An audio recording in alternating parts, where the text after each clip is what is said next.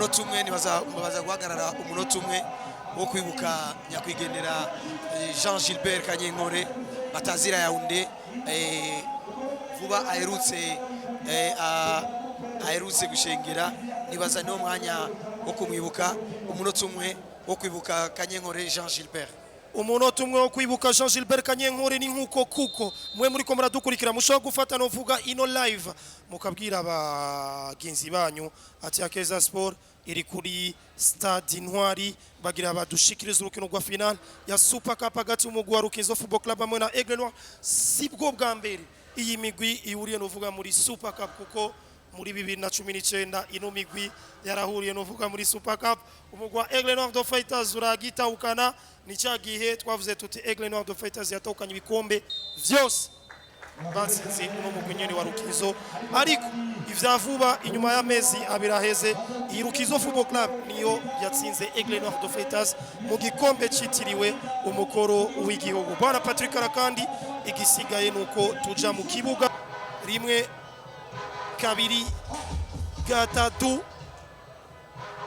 kane. C'est parti. Kone Mohamed, King Marobe,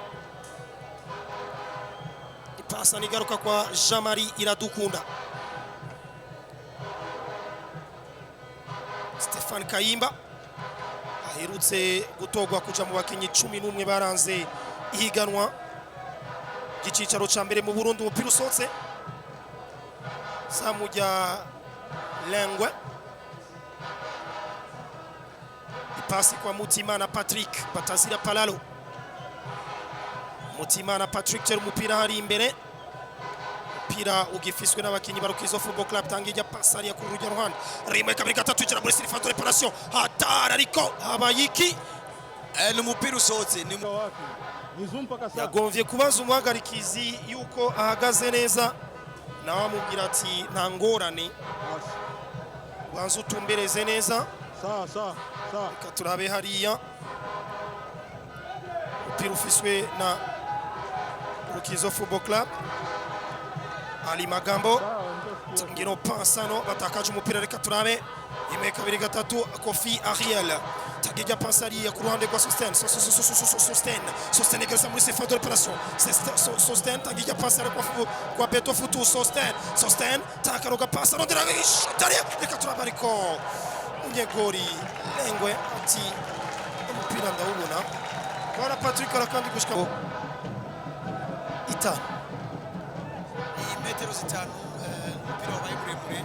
Nibaza ko Ariel nayo anyaruka gute umunyamupira ni gukunda yuko awushikira ngaho nawe nyene urabona ko yagarukiye Amisa atakaje umupira. Reka turabe muri Silifato Reparation. Kevin ico yitungiye Kevin ariko Lengwe ati wapi sefu ya mbere irabonetse hano. Lengwe abwira Kevin ico yitungiye ati banza utekane bwana mdogo. Ivyo twari turindiriye reko ndavuga attempt zimaze kuba mugabo ntiturabona umupira werekeza mu gol. Rero ni umupira wa mbere uvuga yuko ni tir cadre nidugire kintu mengo uri urababayisha utasi ico uri kuraronderamo. Reka turabe Amani Mawazo Gabi tangino pasi isubira kwa Ali Magambo. King Marobe atafasha umupira. Reka turabe ni Alain ico yitungiye. Alain ino ni contre attaque rimwe kabiri gatatu. Ndabona Destin Maniri ariko arasaba umupira mupira Destin ariko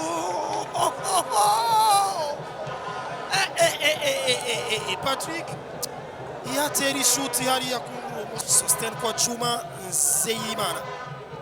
Zeimana tangi pasi muri intervalle hari irondera uwo bita Kevin ico itugiye atanga kanyaga pasi rimwe kabiri gatatu ariko Sosten ajari ariko uwitwa Amis Tindikizigeza ba reka dukize ni corner ya mbere nimba muri Aigle Noir undi akaba ari muri Rukinzo. Alain ari muri Rukinzo. Alain yambaye 19 uwitwa Kevin yambaye standard. Unyibwija kanu kamwe muri Sekafa muri Sekafa abakora vuga umupira baguma babona amazina y'abarundi akizimana mana cyangwa Wabarundi n'abamana. Reka turabe hariya n'uwitwa Diodone katujya mupira. Reka turabe atari ariko ariko we uyu muhungu yitwa Irakoze Nicolas yaragerageje novuga kuraba yuko yoca mu ryahumye Aigle Noir ariko biranse vyanse kabisa anzo gose rworoshe umupira watangujwe n'abongereza ivyo nitubiharira Patrick ni nane ndiko ndakubwira icongereza nunyere ko ari gihambaye icongereza ushirako sheni gusa urahejeje attention shutishe reka turabe Gabi Mawazo Gabi Mawazo polisi ifata reparasi ariko Gabi Mawazo riri pa testimani iriho n'umutwe birugaruka polisi ifata reparasi tata ya pass shot ariko habaye iki birashushu bagarikiza ikosa Gabi Mawazo yagize iki explain individuel Patrick nobaye babandi nari kuvuga bati uyu muhungu ni jini ariko uyu n'umuntu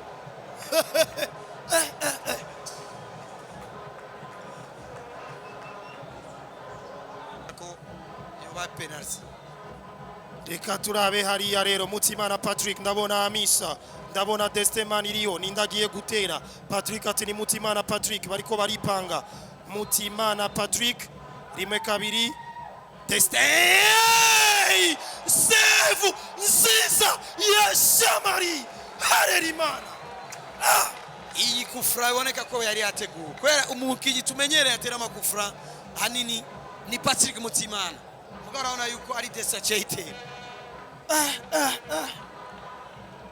uza makuru mazimisi mbona masefu y'abanyegori na cyane ku mipira y'amakufu ni umugara raba umwe babiri batatu bane batanu ni block ho urayibona bagusanga hariya ama ndabona yuko Rukinzo bace bafata dushira umupira hagati biroroshe rugira barekipere umupira Aigle Noir reka turabe hariya n'uwitwa Kone Mohamed tangija pasi kwa Kofi Ariel kwa Sosten subizija pasi hariya kwa Beto Futusa ariko munyegori hariya Lengwe afashe umupira atakibazo umunota n'uwa 30 ubusa kwetera ijya pasi rondera Destemani iriho ari kuitwa Jean-Marie reka turabere meka 3 witwa Nicolas what a save ya Jean-Marie Harerimana ni tire yindi iri cadre yo mugwi wa Rukinzo na corner ikija muri corner umwanya kubera boss bavise ubwoba bwo gukayitera neza gitsindo kaboneka canke kufura yabonetse bikagira bigatera mugabo kuri system ndiko ndabona je ndabona ko bashobora no guheza ubusa ku bundi nk'iyi corner tubona ya Aigle Noir turabeke Keve ico yitungiye tangino passe hano kwande kwa Sosten Keve ico yitungiye Lengwe go Stefan Kaiba what a goal nivyo yako ndavuga atari corner ishobora kumwa mu gitsindo mengo bari banyumvise hariyo reclamation hariya babwira Rodrigo ati harashobora kuba haba ikosa bakore umunyegori Lengwe ariko nababwira ati umupira ni mushire hagati cyo n'igitsi hanini baharuye ko hari umukinyi wa Aigle Noir yari mu igori yaciye uri mu mpira kubiswe wewe yacagira movement bo bafata ko hari hors de jeu igitsindo rero kimwe cy'umugwi wa Aigle Noir de Fighters Fighters aho tutari twiteze kandi wari kurabivuga ati kiretse habaye corner canke balare canke kufra none si ya corner ivuye mu gitsindo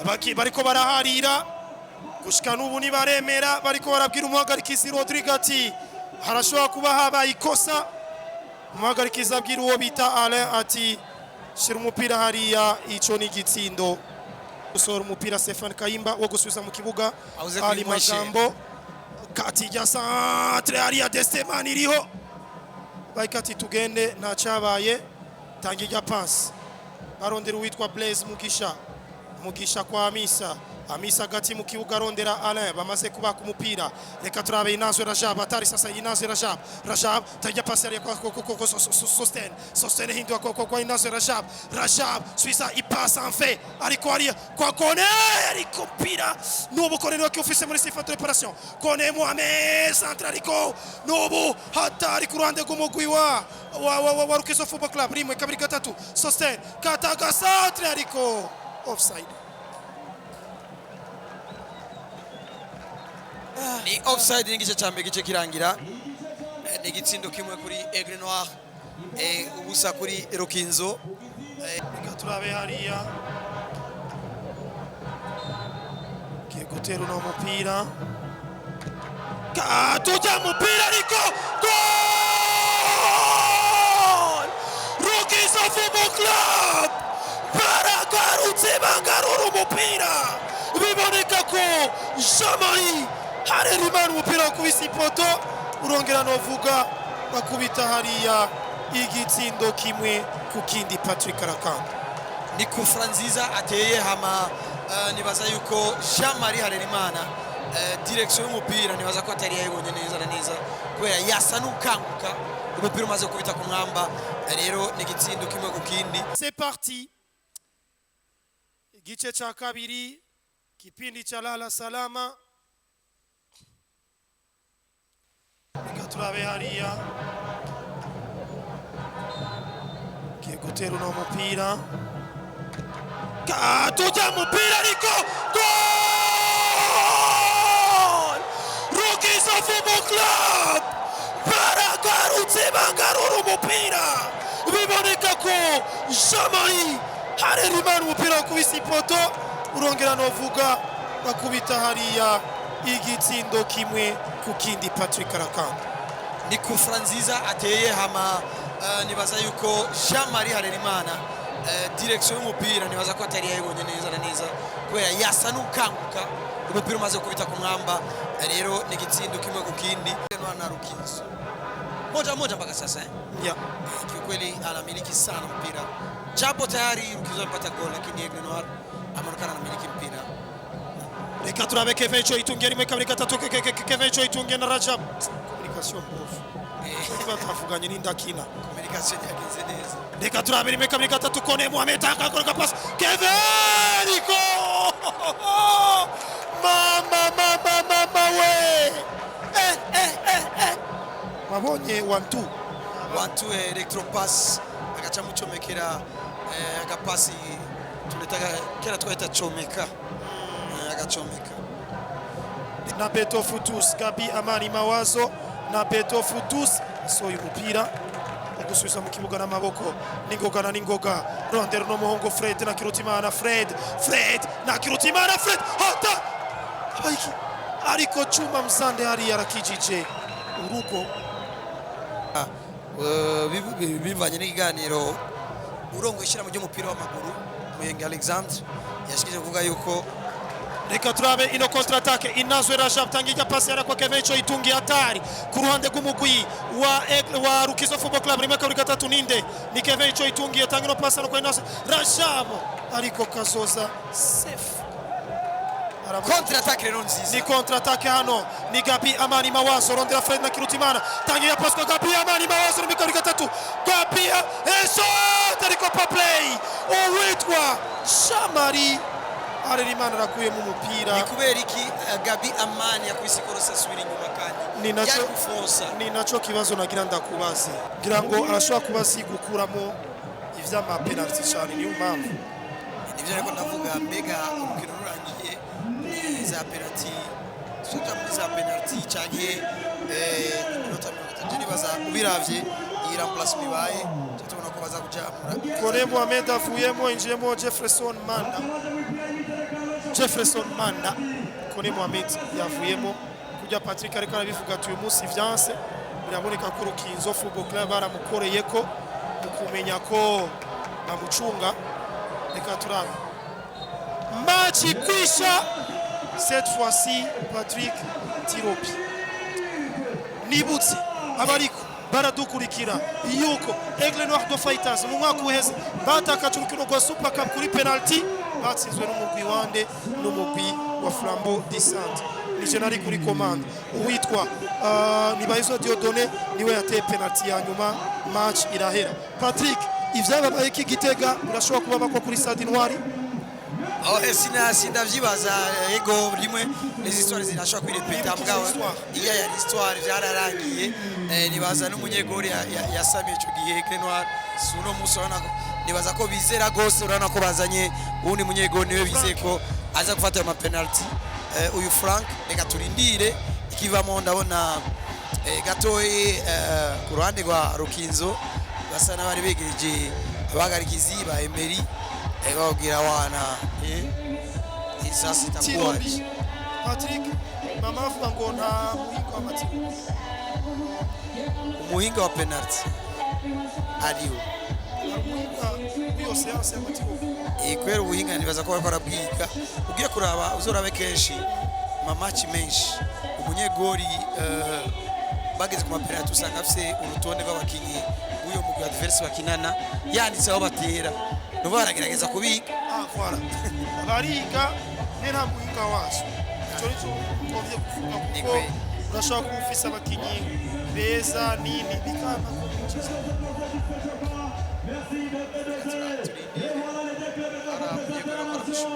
Dans les compétitions continentales, c'est-à-dire la Ligue des champions africaine. Aigle Noir de Fighters barimo baravugana, ndabona Jimmy Ndayizeye arimo arabwira abakinyi biwe arico twita interpretation, kubona umuntu aravuga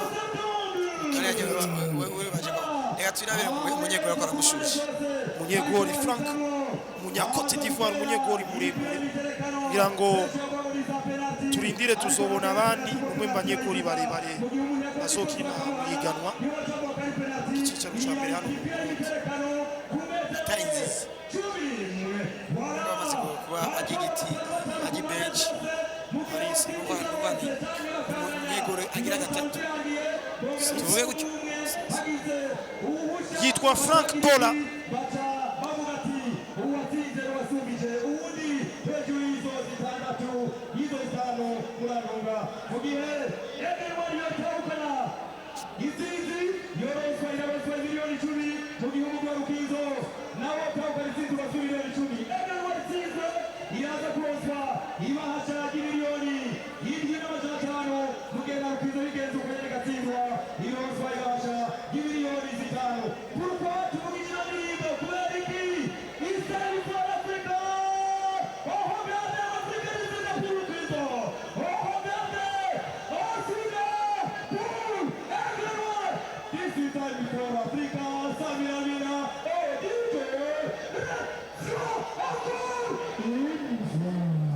Biraboneka neza yuko impande zose